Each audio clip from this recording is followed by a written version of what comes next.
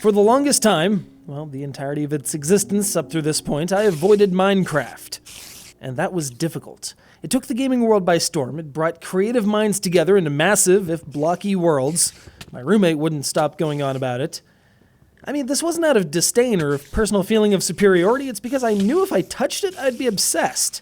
I was so excited by the prospect, I had to abstain for the sake of what scraps of productivity I had left.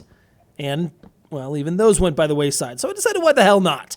Let's get stuck in. Let's punch the bejeezus out of a tree. Let's do this. And for an afternoon, I gave in. It was pretty damn fun. Maybe I was just using the opportunity presented by this PS3 version, a rental, thankfully, to finally indulge in a relatively safe fashion. My motives are not on trial here.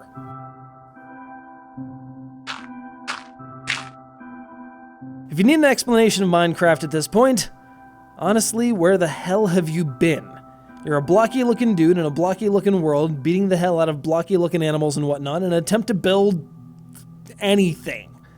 Depending on what mode you're working in, you might just be putting things together like this is a big freaking Lego set on your PS3. You might be playing the survival mode, which requires your attention to the little details like hunger and health and zombies and skeletons roaming around with bows and the infamous creepers. You might even venture into hardcore mode, which includes all of that stuff in the previous sentence, but with the added bonus of no respawning. Regardless of the mode, you're going to be building stuff. That's kind of the idea.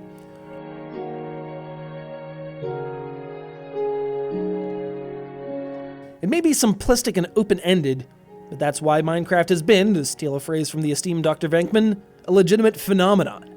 It might not feel much like a game at times, in that you're largely in charge of your own goals and direction. Would it be more fitting then to call it a platform? A platform for exploration, expression, and occasionally taking out a death wish on cows because you're sick of them. A place where you can come home, and in lieu of doing something constructive, you can go prospecting for more iron ore.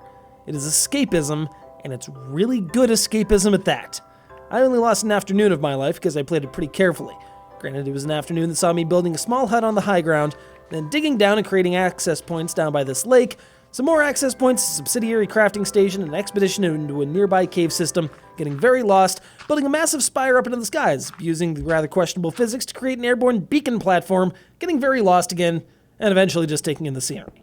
It's an experience unlike anything else, and for a JRPG nut like myself who expects the whole experience to be scripted out and well written, it was a massive paradigm shift.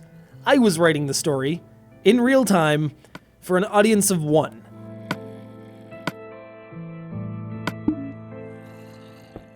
The nuts and bolts of the experience don't really need much to survive, hence it's being ported to everything with two circuits to rub together.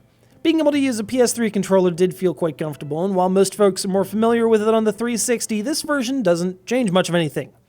Of course, there's the requisite spate of multiplayer functions, aka a large part of the appeal for a number of players, and DLC in the form of texture packs and skins. It feels kind of stupid to talk about the graphics because it's freaking Minecraft.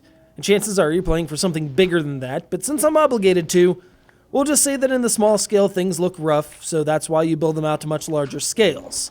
Much larger scales.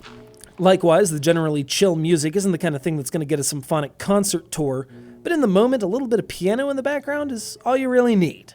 Besides, you don't want too much distraction, you're trying to figure out how best to build your masterwork, a giant desert monument in the shape of Pharaoh Man from Mega Man 4. And yeah, I don't really have footage of such a thing, but it would be awesome, wouldn't it? Because it's Pharaoh Man.